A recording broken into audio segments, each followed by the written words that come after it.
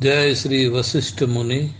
योग वशिष्ठ रामायण उत्तर रामायण 849।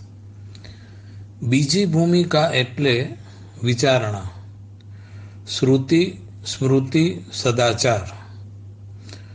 मद मोह लोभ मत्सर्य ने बहारथी ज मद मोह मत्सर्य ने बहारथी ज लोक मर्यादा अनुसार स्वीकारीने लोक मर्यादा अनुसार स्वीकारीने अंदरथी त्यागी दीधेल होय छे आवो महात्मा।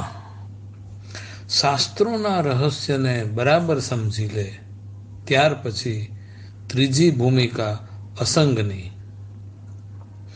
गाममां विक्षेपना कारणे नीतिमान पोतानो चित्त उपराम पामी गયેલ होय वनवासमां ज पोतानो समय पसार करे छे। वनवासमां असंगमां हूँ साक्षी रूपे होवाथी असंगमां हूँ साक्षी रूपे होवाथी करता पण नथी, भोगता पण नथी, बाध्य पण नथी, बाधक पण नथी।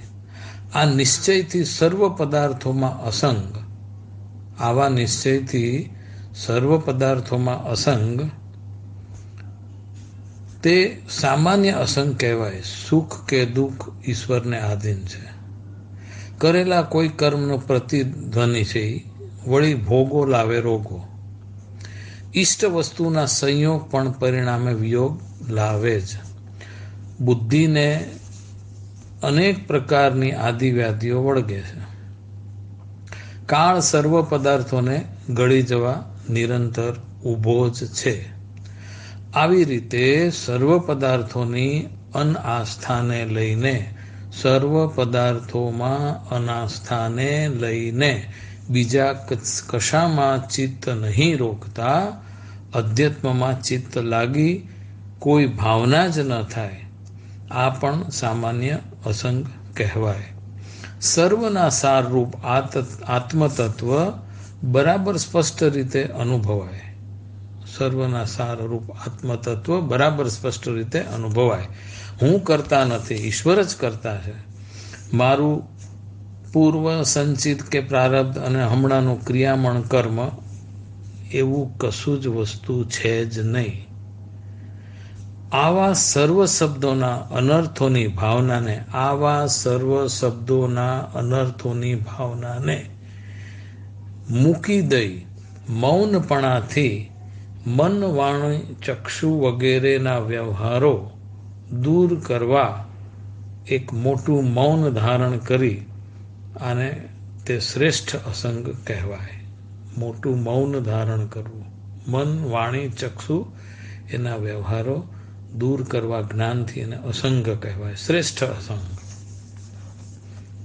બીજી ભૂમિકા એટલે શ્રુતિ, શાસ્ત્રોમાંથી માર્ગદર્શન મેળવવું, સૂચનો સ્મૃતિમાં રાખવા તથા તેને એટલે કે સનાતન ધર્મના શાસ્ત્રો જેવા કે યોગ વશિષ્ઠ રામાયણ, અષ્ટાવક્ર મહાગીતા, કઠોપનિષદ, ગીતા, વેદ ઉપનિષદ, રિભુ ગીતા ને સ્મૃતિમાં રાખી આચરણમાં મૂકવા તેને સદ આચાર કહેવાય।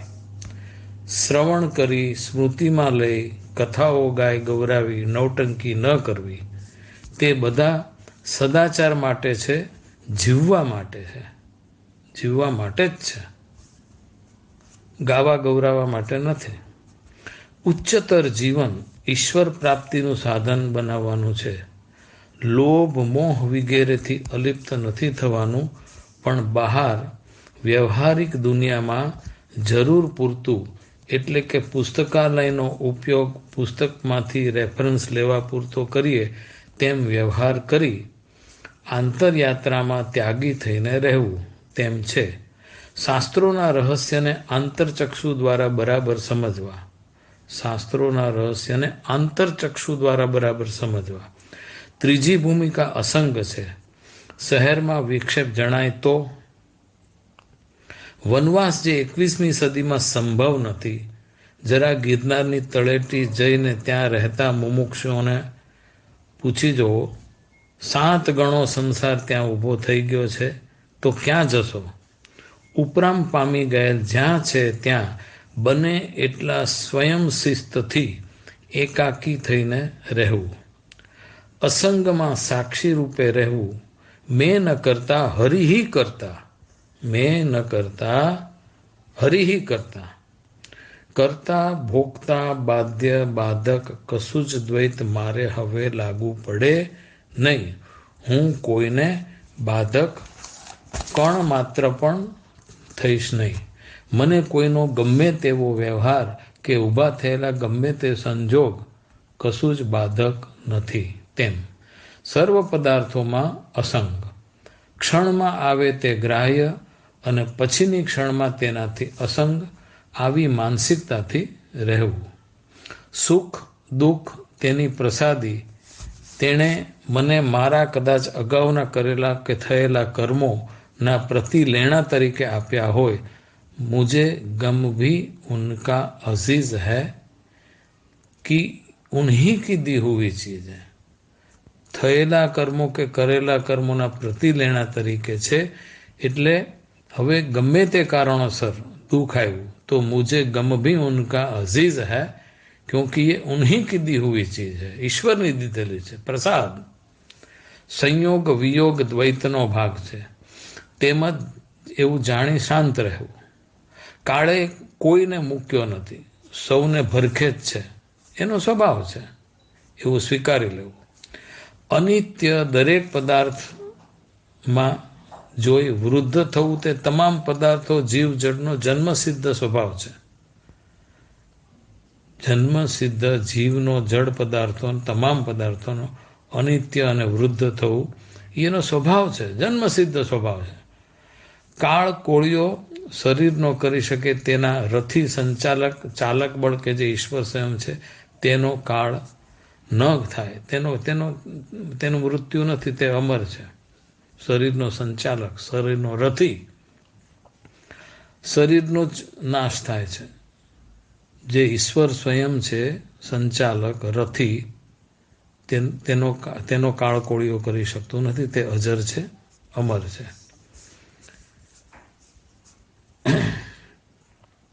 ऊभा खंडू बैठा खंडू खंडू जागत सोता तीनों लोक में जाल बिछाई कहाँ जाएगा पोता. काળ કે છે, કાળ કે છે.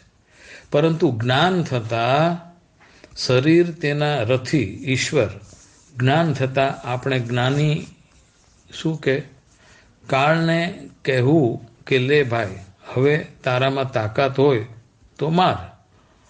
ઊભા ખંડો બેઠા ખંડો, ખંડો જાગત સોતા. હવે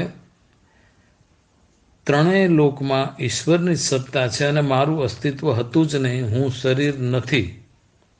એટલે હું તે જ છું, અજર છું, અમર છું, અક્ષર છું, અવિનાશી છું, કાળથી મુક્ત છું.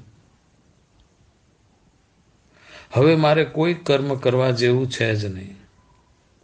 પ્રારબ્ધ કર્મ કે ક્રિયામણ સંચિત કર્મ જે જ્ઞાનથી મેં શાંત ચિત્તે ભોગ્યું છે, એટલે હું મહામૌનમાં મહામૌની થઈ શ્રેષ્ઠ અસંગમાં બિરાજમાન છું.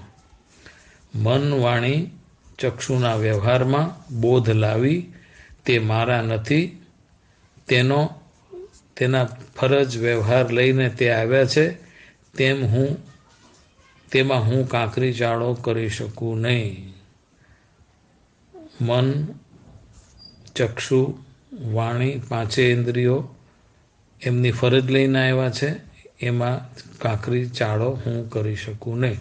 તેથી તે મને મારા મહામૌનીમાં સ્થિર રહેવા કશું જ બાધા લાવી શકે નહીં. કારણ પાછું બીજું, મને જ્ઞાનબોધ દ્વારા જાણ્યું, મેં જ્ઞાનબોધ દ્વારા જાણ્યું કે મારામાં અહંકાર હતો, તે જ તેમાં કાંકરી ચાળો કરતું, બાકી તો તે તેમના યોગ્ય ફરજ શરીર સાથે બંધાઈને આવેલા કર્મો કર્યા કરે છે.